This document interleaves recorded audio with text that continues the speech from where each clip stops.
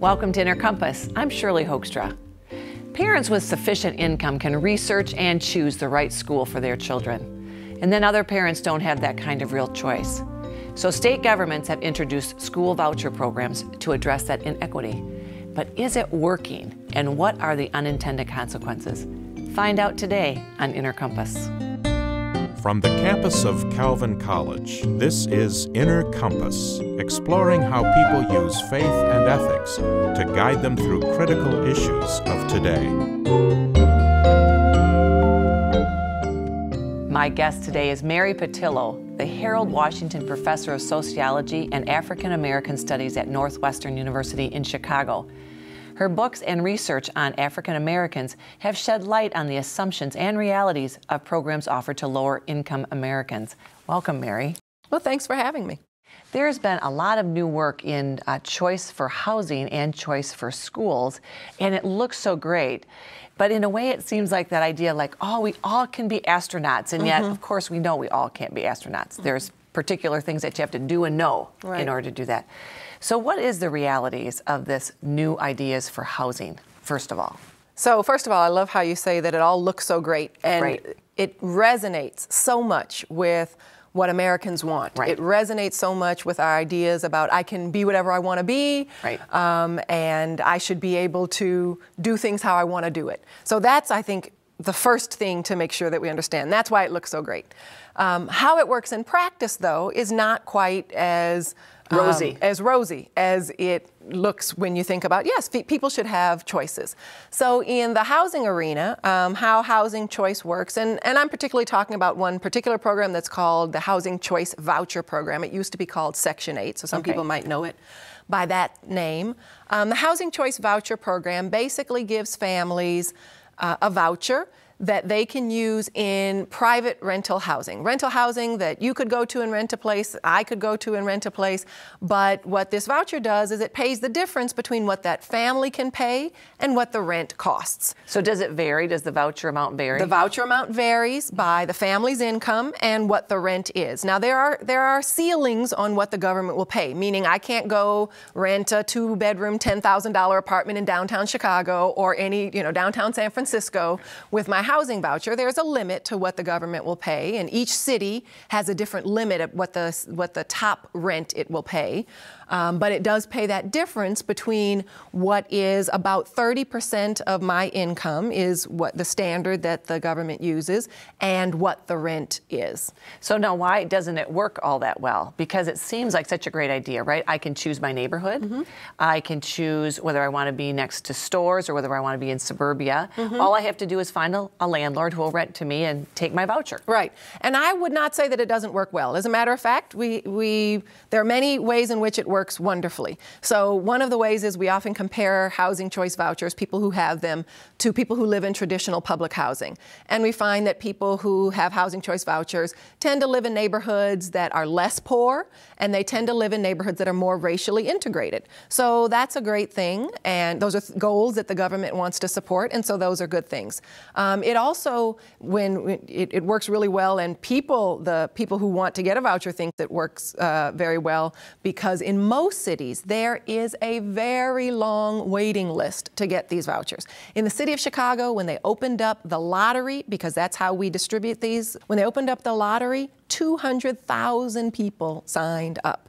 And in other cities across the country, in Denver, in Dallas, we're talking 60,000 people signing up.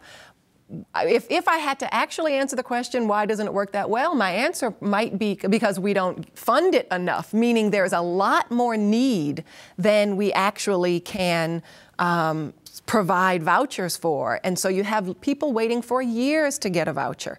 It's not a perfect program, and sometimes we see that landlords might raise their rents because they know that the government will pay the difference, and in neighborhoods that otherwise wouldn't be getting all that good rents, landlords are doing quite well with it. And there are some other critiques that we can make of it, but by and large, people who are eligible for vouchers seem to like them, and the government seems to like it. It's a program that's growing. It's much bigger than traditional public housing right now. Because it gets the government out of being a landlord. It gets the government out of being a landlord. It of course, spurs the private sector, because these are landlords of various sizes, mom and pop landlords who have an apartment on top of in a 2-flat, or it could be a big apartment building where some of the units are rented out to people who have vouchers.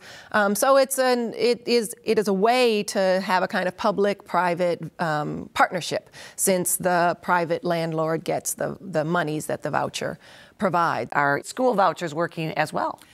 I am more critical of school voucher programs. First of all, school voucher programs are much less widespread, meaning housing vouchers is a federal program. The federal government gives money to local housing authorities who manage these housing voucher programs. So every city figures out how it's going to do its housing voucher program. I don't mean the rules, because the rules are what the federal government says, but they come up with their lottery process and so on and so forth. Schools are a different matter, because of course schools are very state focused. And so every state doesn't have a voucher program. Most states do not have voucher programs. And let me just define what a school voucher program is. Okay. It's somewhat similar, that the monies that would otherwise be spent on a child to go to public school are given to that family, so that child can go to a private school. Now, is the whole amount given? Usually not. It's similar to the housing voucher, which is the government's not going to pay for you to go to the most elite private school in your whole city. It pays some dollar amount. It's usually pegged to whatever is the per pupil funding in your state or in your district. Let's give an example. Maybe $15,000 is the per pupil funding in a state, maybe 20. Maybe 20. 20 would be very high. Okay. It could be in some districts, actually it's at a district level, the per pupil funding could be somewhere $8,900, for example. But at the higher level, we could be talking about $16,000. And so this voucher is usually worth what the system would spend on you if you were in a public school. And I can take that then to a charter school or to any other private school? In most states, you'd be taking it to a private school, because in most states, charter schools are public schools. Okay. So, for example, in Illinois, where I'm from, charter schools are public schools, even though they're run by nonprofit organizations or sometimes for-profit organizations. In the places that do have voucher programs, like Wisconsin, for example, the monies that families use go to private schools. They could be religious schools, they could be non-religious schools, they could be schools that opened the week before.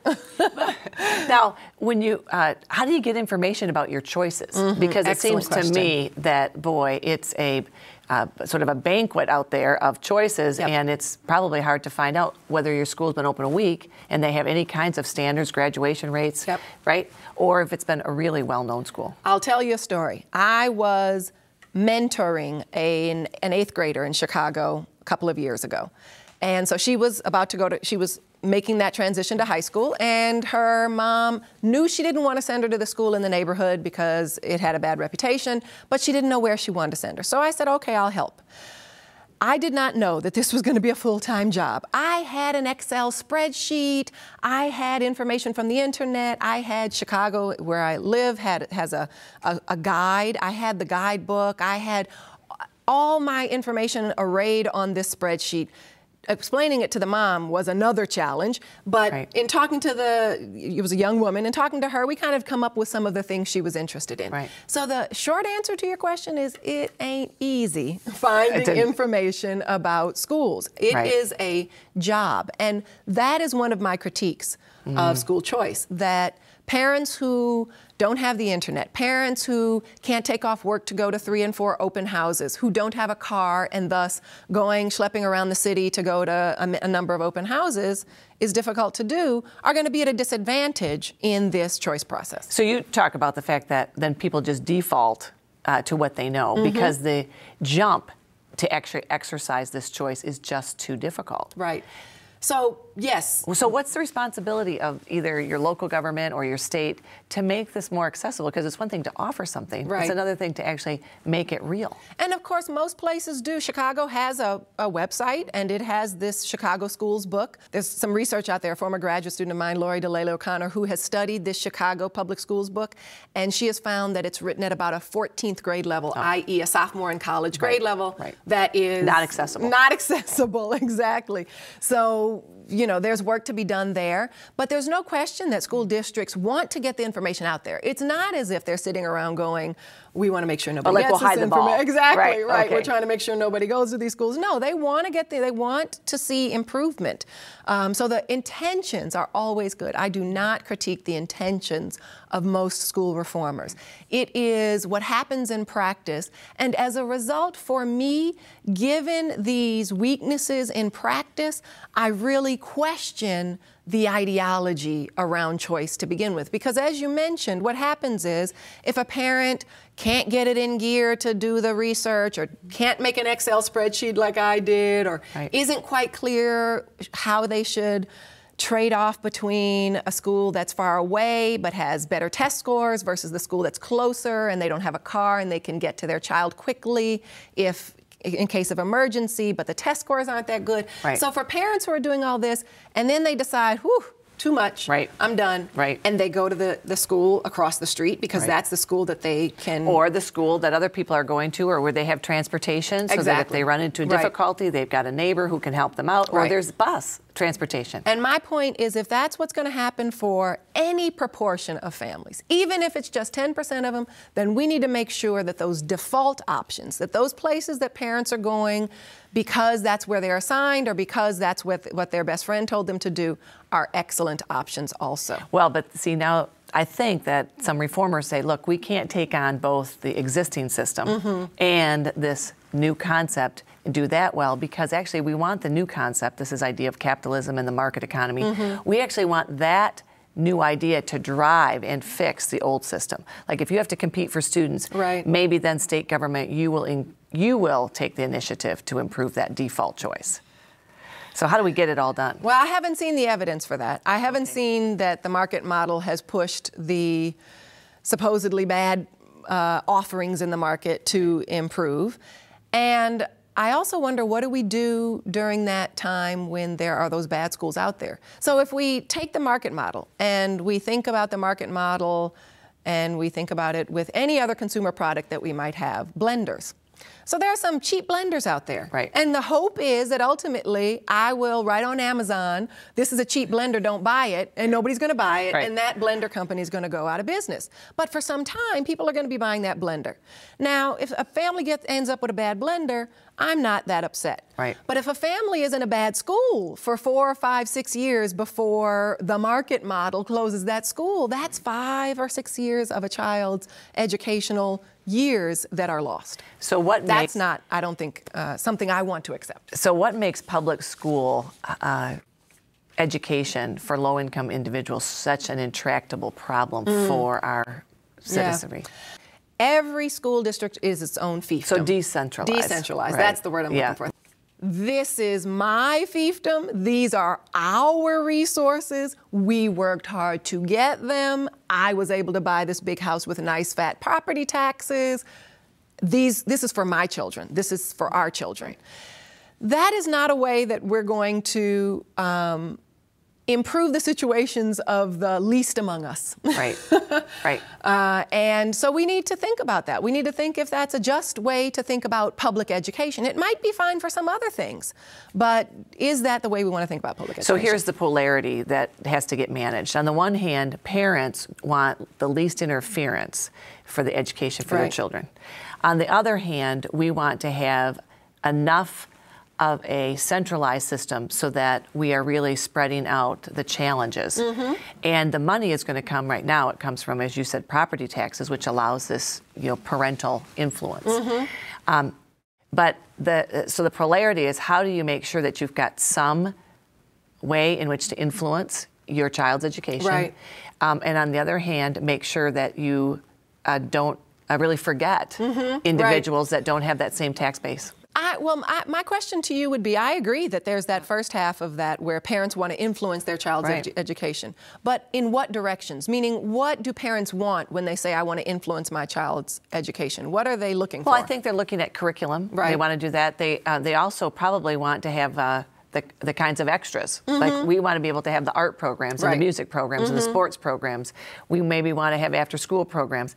Now, on the negative side, they might say, when we have a child with special needs, we are either going to or not going to fund that the same way, so there's some choice on that, and that sometimes isn't And I think everything you laid out would be pretty broadly shared across all parents, meaning when parents say they want some parental control over education, I don't think that they would butt heads against other parents who say, no, we don't want art, and we don't want any sports in the school. We don't want our kids to really excel in math. Right. I don't think that there are competing values about education.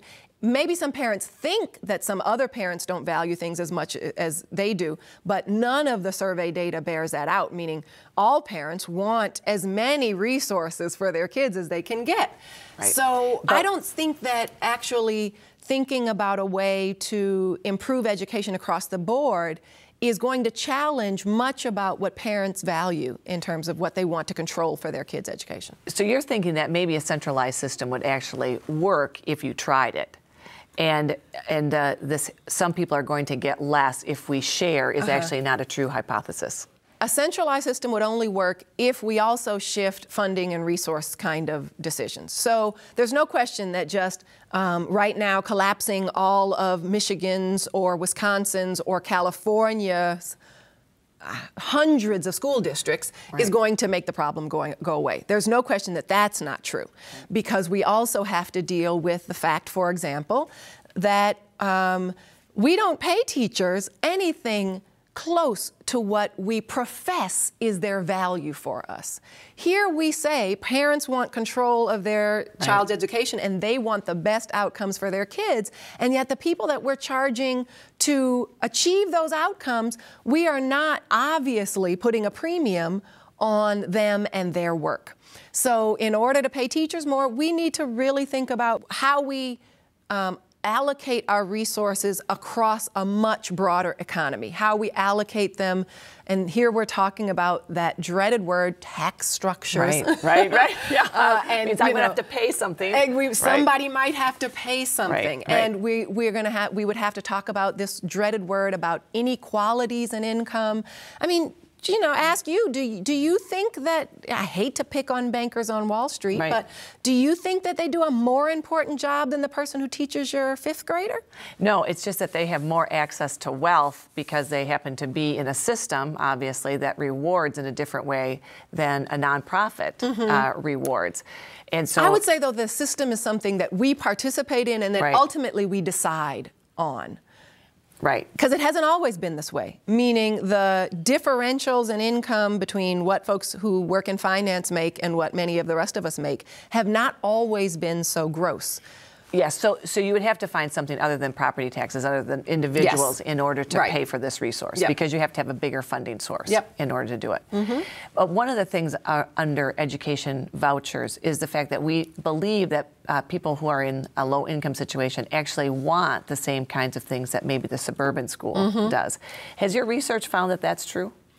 I don't do the kind of public opinion research that would, I think, answer that question in a rigorous way, but I do read about it. Yes. And there's no question there is a book called Race in the Schools that surveys people across races and across income groups and finds exactly that values are not the problem. Okay. We do not have a society in which some people are saying, oh, who needs an education? Or, oh, who cares about if you can do well in math? No. By and large, across the board, and indeed, much of this research shows that that African Americans, in particular, are even more committed to education as the route to upward mobility than are whites, actually. So we don't have a values problem. So why would someone like, I think President Obama has been on record to say that he doesn't think we should have vouchers for private education, even though he is certainly a beneficiary of great education. His daughters attend private school. But now he happens to be able to afford any school that he would like to choose. There are some parents who would like those same benefits and need that voucher in order to do it. So what's the rub there? Because I get that we want to have strong public schools, and if you take out a certain group of individuals, you're left with another group of individuals. Right. So how do we get over that particular polarity? President Obama is the president of the United States and is the caretaker for the public benefits that governments provide. And thus, he would really I agree that he should probably have his own kids in public school, but short of that, at the very least, he needs to protect the public infrastructure and school system that is the purview of himself and other people like him. You know, that would be similar to him saying that let's outsource national defense, which we do some of, by the way. But in general, generally we don't. In general, why don't we have some other country even fight our wars, for example? You know, and that is just as ludicrous as perhaps saying let's outsource all of our public education to Catholic schools or to private schools or to Lutheran or what you know, who knows. So that's his job, to protect public institutions. And actually, having a strong public school system is actually essential to a nation. It's essential to a nation. And education for its citizens is central to a nation. That's right. So I think that's why people, as you know, keep trying to find a solution to get the best education for children who need advocates outside of themselves. That's an excellent point. And then you have this idea that if you take off a group of the entrepreneurial families who can figure it out how to do the vouchers, you are left with a group of people that maybe just aren't as engaged in the same way. And that's not to say that public school parents aren't terribly engaged. Right. They are. They are engaged, right. But there are some public school teachers who will say, well, some parents just never show up, right? And so you have this mix, and people are trying to get away from the mix. And that's a great point. And because then we'd ask ourselves, okay, so what if some child's parent never shows up? Does the child have to pay for that? So if a parent is totally disengaged, let's even take it to we got a lazy parent here. We have an absentee parent. Right. We still have the responsibility to educate that child. And so the choice model, though, can disadvantage that parent who's disengaged. The other point I wanted to make is that we need to think about the system as a whole and the fact that there are very few slots in most of these kinds of choice programs. So in many respects, it's a kind of tinkering around the edges. Some school systems try to do it full force, and let's make total choice. People can move wherever they want. We'll have a zillion magnet schools. Maybe that's a different kind of model. But if we're talking 10% of the slots, then it's not going to radically alter public education or, you know, the outcomes of kids, because so few people, and they're always lined up in lotteries, just like the housing choice vouchers I mentioned. The same is true for schools. Many charter schools or other kinds of schools, even when they aren't posting results all that fantastic, they're a marginal step better than the school that has the bad reputation down the street. And they have waiting lists of hundreds of students. Many people might have seen the recent movie Waiting for Superman. Right, that's, you know, the heartbreaking moments in Waiting for Superman is when these families are hoping that their name's going to be pulled out of the hat. So what do we feel from that? Well, some people feel let's increase the number of spots at charter schools, but the other response we could have for that is, why are we putting parents through this torture to begin with? Well, because why are we auctioning off good public education? Because people feel that the default is intractably not worthy. And I guess I don't agree with that. And part of perhaps the problem is we have a self-fulfilling prophecy going on. If we have low expectations and we think they're intractable, then we're sure not going to invest or care or do what we need to do to turn things around. And we have great models of... Where's a good model of where this is working? Well, I'm part of a charter school in Chicago. I have a tortured relationship with the charter school movement. On the one hand, it is the route for being involved in public education, and as someone who wants to make sure that the next generation has options and opportunity, that's the route that a reformer has to go. So here I am, part of a charter school, Urban Prep Charter Academy for Young Men. And we still have a long ways to go on many fronts, but one place that we have done excellently is getting our graduates into college. And so we have a higher graduation rate than our peers, but we have a 100% college placement rate. So 100% of our kids who graduate go off to four-year colleges and universities. Four-year colleges and universities. These are, it's an all African American, we have 3 campuses, 100% African American,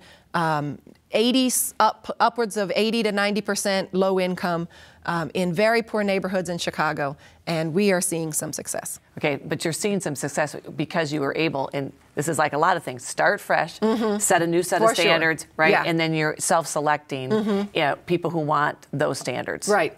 And there are, unfortunately I can't name them, and you're giving me my homework to make sure that I can name the high-performing traditional public schools as well. I happen to be involved with a charter school. And there are. I mean, in our own city, where everybody who's listening to this has a city set of schools that is doing very well. That's right. In fact, nationally, there's a movement called the 90-90-90 schools. Okay. 90% minority students, 90% low income, and 90% of the students performing at or above grade level. Okay, and this is a consortium of schools. These are traditional public schools, and they are showing results. Right. And much of it is about high expectations, actually. It is about high expectations. Yeah. And so let's not give up on our public education. That's right. And maybe we have to do both. Maybe we're going to have to do a two-prong approach. I'm worried about the do both, because I see the... But you're doing both. I'm doing both. You're right. I'm doing both. And you've got results. You're doing yes, both. Yes, I am doing both. But I want to do more of what can reach more broadly more students. Yes, that's what we want.